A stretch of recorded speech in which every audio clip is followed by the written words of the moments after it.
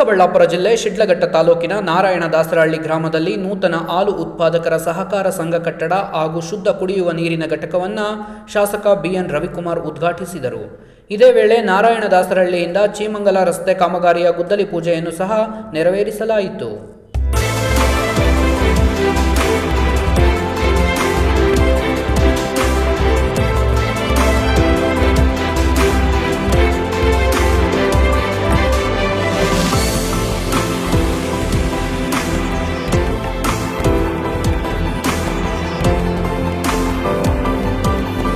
ಇನ್ನು ಈ ವೇಳೆ ಮಾತನಾಡಿದ ಶಾಸಕ ಬಿಎನ್ ರವಿಕುಮಾರ್, ನಾನು ಶಾಸಕನಾದಾಗಿನಿಂದಲೂ ನಿರಂತರವಾಗಿ ಸರ್ಕಾರದಲ್ಲಿ ಈ ಕ್ಷೇತ್ರದ ರೈತರ ಸಮಸ್ಯೆಗಳ ಬಗ್ಗೆ, ವಿಶೇಷವಾಗಿ ಹಾಲು ಉತ್ಪಾದಕರ ಸಮಸ್ಯೆಗಳ ಬಗ್ಗೆ ಸದಾ ಚರ್ಚೆ ನಡೆಸುತ್ತಿದ್ದೇನೆ.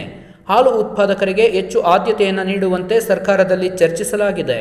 ಹಾಲು ಉತ್ಪಾದಕರ ಸಹಕಾರ ಸಂಘದ ಸಮಸ್ಯೆಗಳ ಬಗ್ಗೆ ಸದನದಲ್ಲಿಯೂ ಸಹ ಮಾತನಾಡಿದ್ದೇನೆ ಎಂದು ತಿಳಿಸಿದರು.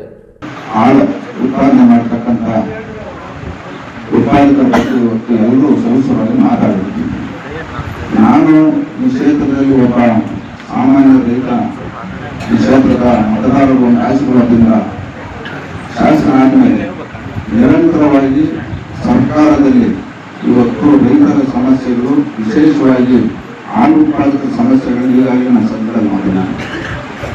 ಇವತ್ತು ನಾವು ವಾಸ್ತವಾಂಶ ಮಾತಾಡ್ತೀವಿ. ಇವತ್ತು ನಮ್ಮ ರಾಜ್ಯದಲ್ಲಿ ಸುಮಾರು 7 ಕೋಟಿ ಜನಸಂಖ್ಯೆ ಇರತಕ್ಕಂಥ ರಾಜ್ಯ. ಆದರೆ ಇವತ್ತು ನಮ್ಮ ರಾಜ್ಯದಲ್ಲಿ ಹಾಲು ಉತ್ಪಾದನೆ ಆಗ್ತಕ್ಕಂಥದ್ದು 1 ಕೋಟಿ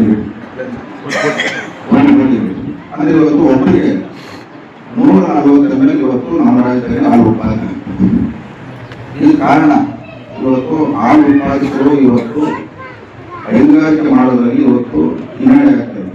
ಇದು ಕಾರಣ ಇವತ್ತು ಉತ್ಪಾದಕರು ಇವತ್ತು ಸರಿಯಾದ ರೀತಿ ಹಣ ಅವರು ಸಿಗ್ತಾ ಇಲ್ಲ. ಉದಾಹರಣೆ ಇವತ್ತು ನಮ್ಮ ಗ್ರಾಮದಲ್ಲಿ ಇವತ್ತು ಹಿಂದೆ ಸುಮಾರು 1000 ಲೀಟರ್ ಹಾಲು ಹೋಗ್ತಾ ಇತ್ತು. ಇವತ್ತು ಅಂತ ಗ್ರಾಮದಲ್ಲಿ ಇವತ್ತು ಕಡಿಮೆ ಆಗಿದೆ. ಇದು ಕಾರಣ ಏನಂದ್ರೆ ಇವತ್ತು ಒಬ್ಬರು ಒಂದು ಹಸು ಸಾಕಿದಾಗ ಅವರಿಗೆ ಇವತ್ತು 10 ಲೀಟರ್ ಹಾಲು ಡೈಲಿ ಹಾಕಿದಾಗ ಇವತ್ತು ಅದರಲ್ಲಿ ಕೇವಲ 300-350 ರೂಪಾಯಿ ಸಿಗ್ತಾ ಇದೆ.